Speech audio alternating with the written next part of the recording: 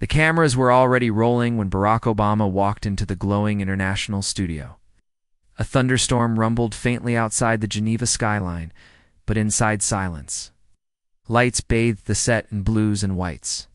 Dozens of world leaders sat quietly, their expressions fixed. This was no ordinary summit. It had been labeled a global future dialogue meant to strengthen Western African partnerships. Obama was only expected to give a polite address, but something felt off. Ibrahim Traore sat toward the back, arms folded, eyes scanning the room. He wasn't here for pleasantries. He came to listen. He had a quiet understanding that something was brewing beneath the polished words.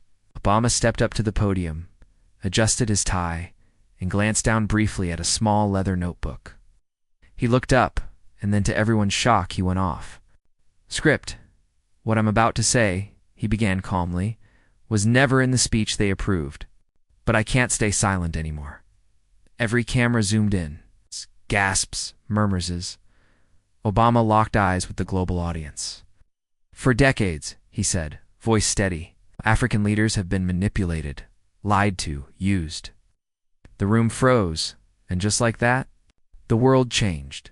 The moderators fumbled for their earpieces. Someone at the back gestured wildly to cut the feed, but it was too late.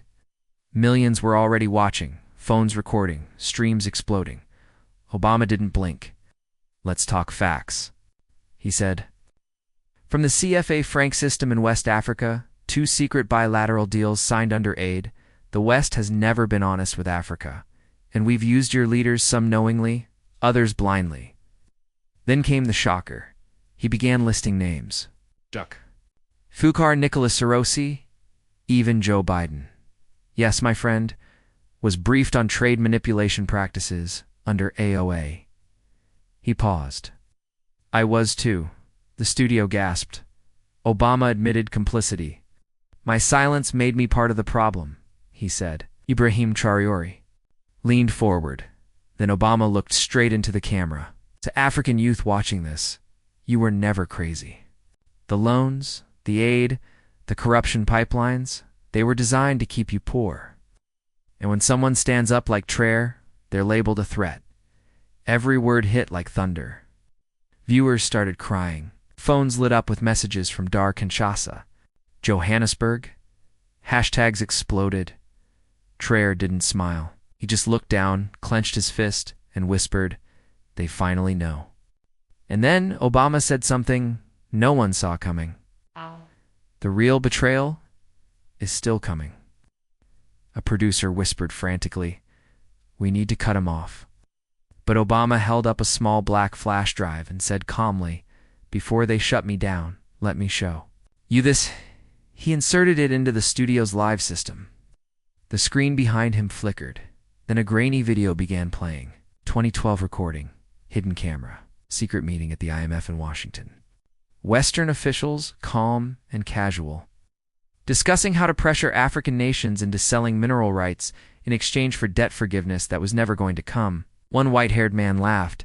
"Give them grants, make them sign, then tell the media they're unstable if they resist. Simple." The studio went deathly quiet. Some foreign dignitaries walked out. Others stayed frozen. Ibrahim Traore closed his eyes. Yes, this was the proof he never had, and it came not from an African president, but from Obama himself. One reporter began to cry on air. Twitter melted. Obama then looked around the room and said, "This isn't about left or right. This is about justice, about truth, and I'm not finished." That was when a security team entered the studio, and Traore suddenly stood up. The studio had never been so silent. Obama leaned forward at the podium. His voice didn't rise. It deepened, steady as steel. I'll say it plainly. In 1993, President Thomas Sankara of Burkina Faso was assassinated shortly after refusing IMF deals. Laurent Gbagbo of Côte d'Ivoire betrayed after rejecting Western military bases. Libya. We all know what happened to Gaddafi. Gasps echoed. A reporter dropped her pen. The screens behind Obama glowed with headlines and faces. Real, historic, undeniable. And just last year, he continued, A deal was signed by France with 3 African countries without the knowledge of their own citizens. A chill swept through the room. But why now? One bold journalist asked. Obama's gaze pierced her, because silence is no longer neutral. It's complicity. The tension grew unbearable. In homes across Africa, families leaned in toward their TVs. WhatsApp groups exploded. Clips went viral. African youth in Era Kigali and Bamako began to march. TikTok overflowed with tears, fists raised, and Ask Africa Speaks. But the room hadn't even heard the worst yet, not even close. Just when the studio seemed like it couldn't take more tension, the lights shifted. A soft chime played. A new guest had joined the summit. The host's voice cracked. Please welcome the transitional president of Burkina Faso, Captain Ibrahim Traoré. The room buzzed again. He walked in calmly, dressed in traditional attire with subtle military trimming, strong, centered, unshaken. Obama nodded respectfully. Traoré returned the gesture. Then he spoke, not loudly, but every word felt carved in stone. When Thomas Sankara warned us, we laughed. When the CFA Frank kept us poor, we stayed silent. Thought the youth no longer sleep. And I stand with them, a journalist interrupted. But Captain, aren't you afraid of retaliation? He smiled just slightly. I am more afraid of history, forgetting we said nothing. The audience burst into applause, but not everyone was clapping. In a shadowed corner of the studio, 2 European diplomats exchanged worried glances.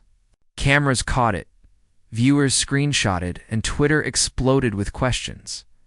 Suddenly, Africa wasn't begging to be saved. It was rising, speaking, refusing, and the broadcast wasn't over. Obama still had one final revelation. It's the applause. Faded, Obama adjusted his earpiece. Then he dropped the bomb. In early 2023, he said the French government made a secret offer to West African presidents continued military protection in exchange for long-term mineral control. Lithium, uranium, gold, the papers are right here. He held them up. Real. Signed documents. The cameras zoomed in. The air cracked with tension. No one was supposed to see these, he added. But people inside your system, Africans who still believe, risked everything to leak this. One reporter whispered, Is this real? Yes, Traoré said, his voice steady. And that's why Burkina Faso expelled French troops. We will never again allow our land to be used like a coin. Mothers watching in Senegal began to cry. Students in Kenya shared the clip to their stories. TikTok flooded with W as Africa, not for sale. Obama paused, then added, The world is watching. But more importantly, Africa is finally watching itself. One tear rolled down a young journalist's cheek. She wasn't alone. And yet Obama hadn't said the final name. Not yet. The world would soon hear it, and everything would change. As reactions poured in from presidents, pundits, and social media influencers, Obama paused the summit with a personal story. I want to tell you about ISA, he said, pulling a small photo from his jacket. She was 10, lived in a small village in Niger. Her school was shut down when foreign mining trucks arrived. Her father, a farmer, died when the river turned toxic, from uranium waste. The screen behind him changed. Real footage of dusty villages, barefoot children playing near glowing yellow rocks, unaware of the danger. She died last year from liver failure. Her mother couldn't afford the hospital trip. The studio sat frozen. Meanwhile, Obama added, the French company extracting that uranium made $3.4 billion that same year and paid the village nothing. Gasps. One African reporter whispered Mandure. Traoré clenched his jaw. This isn't politics anymore, Obama said. It's about children dying while billionaires build yachts. Across Africa, people began crying. Real crying. Videos flooded in. Teachers, nurses, young activists with shaking voices. And yet even now, the worst part hadn't come. Because next Obama would reveal who allowed it to happen. The screen flickered again. Obama's face darkened. He spoke slowly now, choosing every word with weight. 2 African presidents, still in office, signed away their nation's resources in exchange for private wealth and foreign protection. He pressed a button. A massive contract appeared behind him with redacted sections except for two names. Gasps. Loud, audible gasps. These documents were verified. These leaders gave foreign powers control over lithium and cobalt, the blood of the future tech industry, while their own people starved. Reporters started shouting. Some demanded names. Obama didn't flinch. I will not name them now, but the people already know. Outside the studio, Twitter erupted. African journalists posted cryptic messages. Crowds gathered near presidential residences, but the camera cut to Troware. He didn't look shocked. He looked ready. These names, he said quietly, and I know what must be done. One journalist asked, "Are you calling for revolution?" Trey looked at her. "No, I'm calling for awakening." That word echoed in Lagos and Nairobi and Ouagadougou. Protests broke out overnight, not of violence, of pain, of tears, of long buried betrayal. Still, the summit continued, and Obama wasn't finished yet. During the summit's short break, cameras caught something strange. Obama stepped aside, speaking quietly into an earpiece. His face tightened. Moments later, he returned, but this time he wasn't calm. "I've just received a call from a U.S. official," he said. "They asked me to end this summit, said it was provoking. Instability, murmurs. Then Obama said something that would break the internet. I told them, no, Africa is not your chessboard anymore." The crowd exploded. Trey stood beside him now. "Let them watch," Tro said. "Let the world see who still believes in truth." The hosts were stunned. This wasn't just a summit anymore. It was becoming a movement online. Hashtags like Africa Eyes Awake and We Stand with Obama surged. People wept in YouTube comments. Some wrote from villages, others from diasporas. And just when viewers thought things couldn't go further, Obama leaned in. "There's one more truth I haven't revealed. One more secret. It involves someone I trusted." He paused. "Someone whose betrayal changed everything." The room froze. After the call from Washington, Obama took a deep breath. The lights in the studio dimmed just slightly. Camera zoomed in as he pulled out something unexpected. A worn-out leather journal. "This belonged to someone I met in 2009, he said quietly. An African leader, young visionary, but scared. He opened it carefully, pages crackling like old paper. He wrote this entry the day before he died. It reads, "They want me to sign. They say if I don't, my people will starve. But if I do, I'm handing them over like sheep. God help me. I fear I won't live to see morning." The screen showed the name, Thomas Sankara. A gasp swept through the studio. A young reporter covered her mouth. Someone in the back wept softly. Obama looked up. "You want to know what betrayal looks like? It's when a visionary writes in fear while smiling in public." He paused. His killer wasn't just Burkina. He had Western approval, and I know it now. I saw the classified cables. People across the world sat stunned. And in the corner of the studio, Ibrahim Traore's eyes gleamed with something deeper than anger, a vow. The moment hung heavy.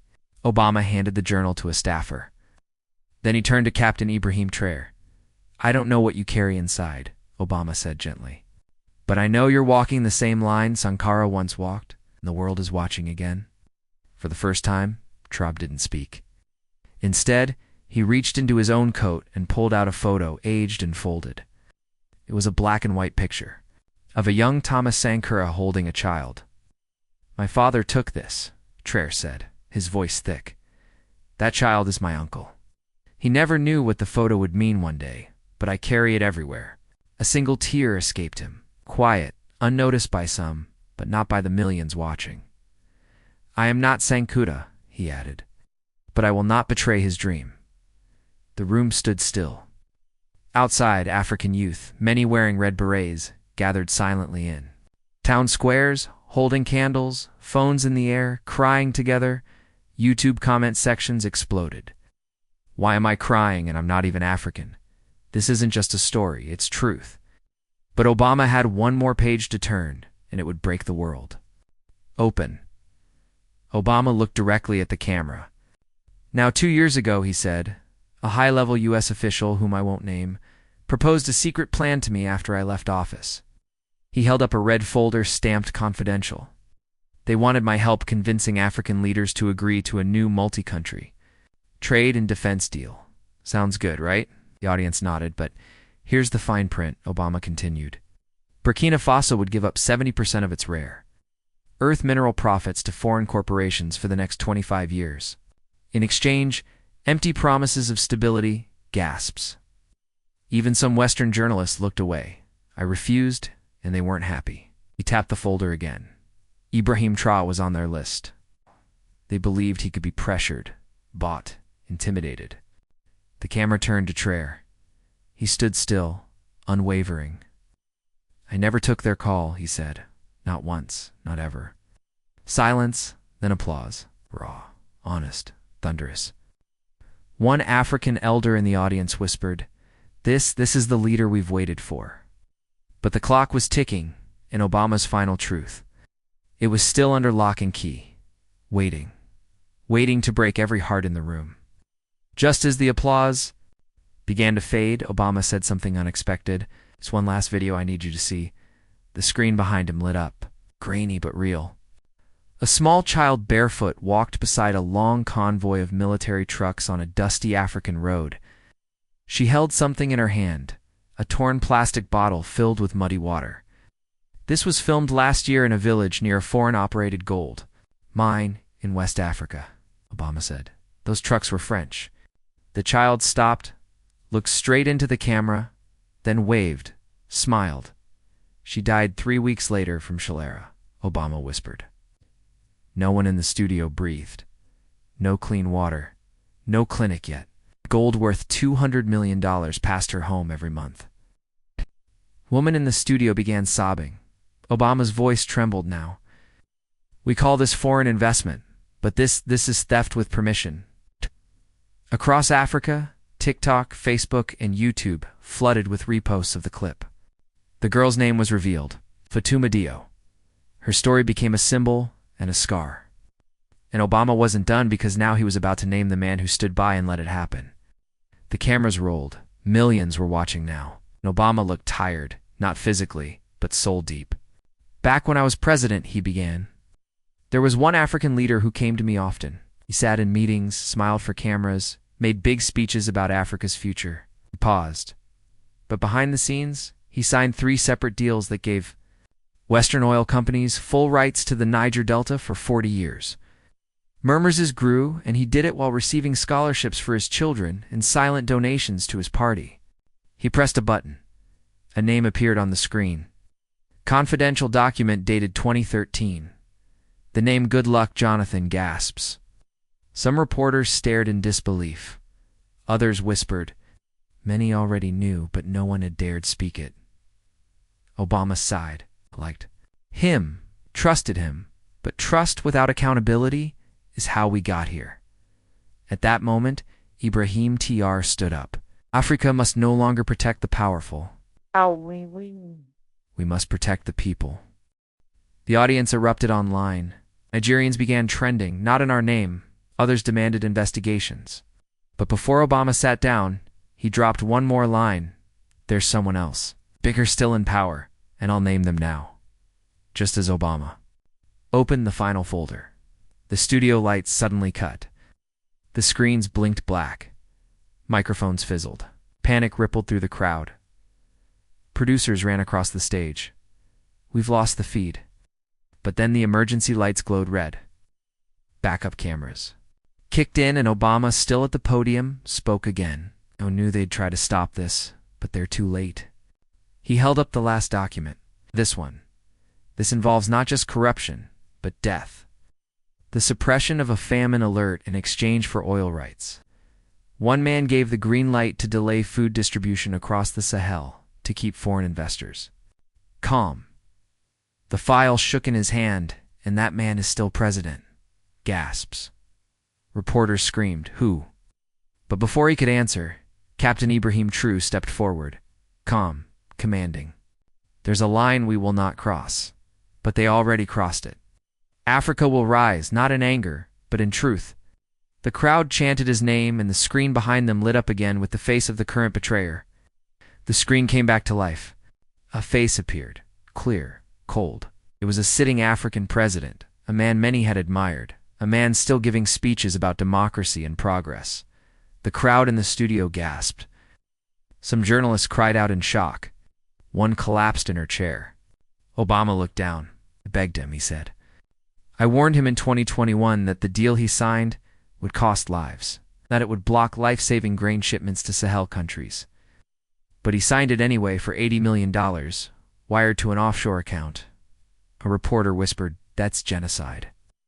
Obama nodded solemnly, but Africa forgave him too quickly. Then Ibrahim Traoré stepped forward. "We don't want revenge," he said. "We want truth and justice, so no child dies while their leader buys a new mansion in France." The room went silent. Across the continent, rage turned into mourning. Families cried. Children who had lost parents to famine wept at the screen.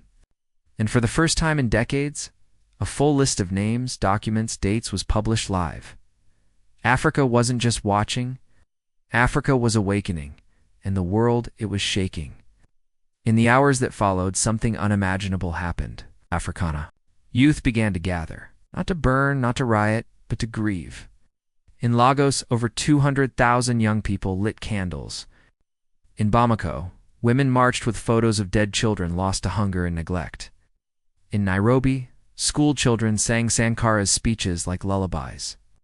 The studio was overwhelmed with messages from elders, from victims, from whistleblowers, from the diaspora, from soldiers who said, "We didn't know, but we do now."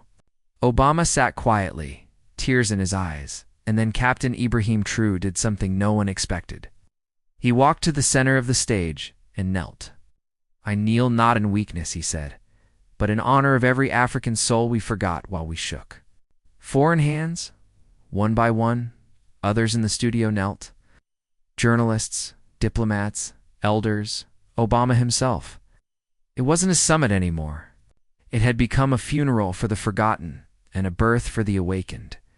And still, Obama had one final message. A message not for presidents, but for you watching. The lights dimmed. Obama stood one last time. But now he didn't speak like a former president. He spoke like a father, a son, a man with something heavy in his heart. "I once believed that diplomacy would save Africa," he said, "but I was wrong." He looked directly into the camera. "It won't be saved by signatures or by summits. It will be saved by you, the youth, the dreamers, the ones with nothing left to lose." The screen behind him lit up with the faces of African children. Real ones. Smiling, some gone, some still holding on. "I betrayed some of you with my silence," Obama whispered. "But I will not stay silent again, and neither should you." He turned to Ibrahim Traoré and saluted. "To every African leader who chooses justice, over comfort, we see you. We need you." The music rose. Viewers sobbed. YouTube comment sections overflowed with heartbreak, fire, and hope. And then to you, the viewer, the final words appeared on screen. If this story broke your heart, let it build your voice. Like, comment, and subscribe now, so the world knows you stand with truth. Type "Africa will rise" in the comments and let the leaders hear.